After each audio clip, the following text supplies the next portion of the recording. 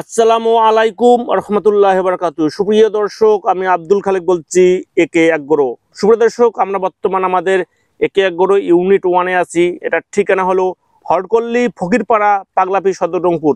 এক কথায় পাগলাপির থেকে 2 কিলো সৈয়দপুর রোডে রাস্তার ডান পাশে আমাদের নার্সারি। একে এগ্রো সার্চ দিলেই পেয়ে যাবেন ইনশাআল্লাহ। সুপ্রিয় দর্শক, আপনারা যেটা দেখছেন এটা হলো মরিচের চারা, যারটা হচ্ছে কিং হট 1102। সুপ্রিয় দর্শক, কিং হট মরিচের বৈশিষ্ট্য হচ্ছে কিং হট 1102 মরিচের বৈশিষ্ট্য, গাছটা ঝাপালো হয়, প্রচুর ডালপালা হয়, মরিচটা গাঢ় সবুজ, চিকন লম্বা, প্রচুর ঝাল এবং বাজারে খুব ভালো একটা চাহিদা আছে।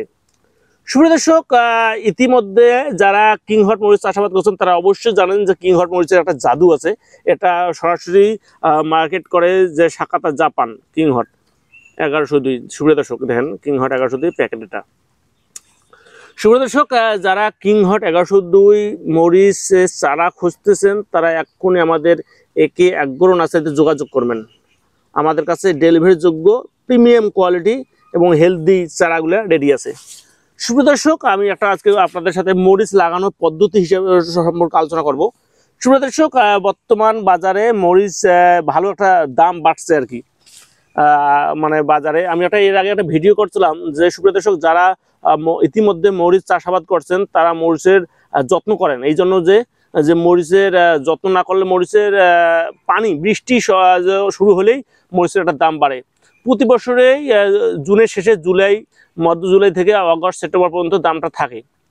সুপ্রিয় দর্শক, মরিচে যে কোনো ফসল আমাদের বাংলাদেশে আমাদের মানে কৃষকদেরকে একটা কথা বলবো কি, ধৈর্য কম। কারণ আমরা অনেকে দেখা যায় যে এবার মরিচ চাষাবাদ করছিল, কিন্তু মরিচের দাম না থাকার কারণে যত্নের অভাবে চারাগুলা নষ্ট করছে। সুপ্রিয় দর্শক, আর একটা কথা হলো কি, মরিচ লাগালে কিছু নিয়ম মানতে হবে আপনাদের। মরিচ লাগালে প্রথমত হলো জমি নির্বাচন করতে হবে, তারপর মনে করেন যে জাত নির্বাচন, তারপর আপনার সার ব্যবস্থাপনা, এবং এক কথা হলো ফসল চাষের মন মানসিকতা থাকতে হবে। তা না হলে কিন্তু আপনাদের একটা ফসলের লস হওয়ার সম্মুখীন বেশি হয়ে যাবে।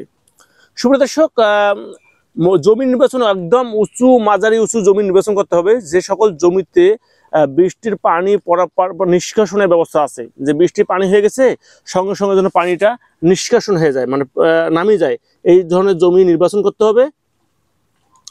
এবং বর্ষাকালে সুপ্রিয় দর্শক, মালচিং পদ্ধতিতে চাষাবাদ করলে একটা ভালো ফলাফল পাওয়া যায়।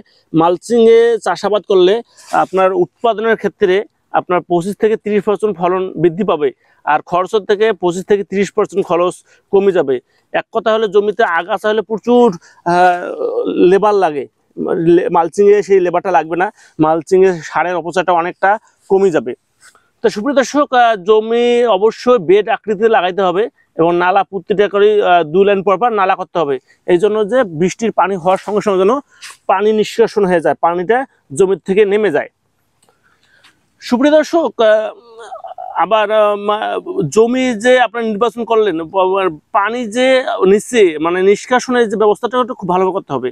এবং মরিচে লাগার মনে করেন যে 1 মাসের মধ্যে গাছের শক্ত খুঁটি করতে হবে। সুপ্রিয় দর্শক, অনেকেই খুঁটিটার ক্ষেত্রে আমার একটা কথা আছে, আমি বিভিন্ন সময় বিভিন্ন ভিডিওতে আলোচনা করছি, যে আমাদের কৃষকরা খুঁটিটা খুব ছোট করে করে, একদম খুঁটিটা একটু বড় করে করতে হবে। এই জন্য যে আপনার এই বছর জন্য খুঁটিটা হয়ে গেলে এক পাশ দিয়ে যে পাশে দিয়ে মাটিতে পুঁতি দেবেন, এই পাশে একটু হয়তো গোড়া পচে যাবে, অন্য ফসলের উল্টো পাশে পরবর্তীতে এটা ইউজ করা যাবে। সেই জন্য আপনারা প্রায় 4 ফিট করে খুঁটিটা করবেন। এই জন্য যে একটা খুঁটি আপনার 2 বছর ইউজ করতে পারবেন। আপনারা একটা খুঁটি মাপ মতো একবারই করলে তাহলে একটা অপচয় হয়ে যায়।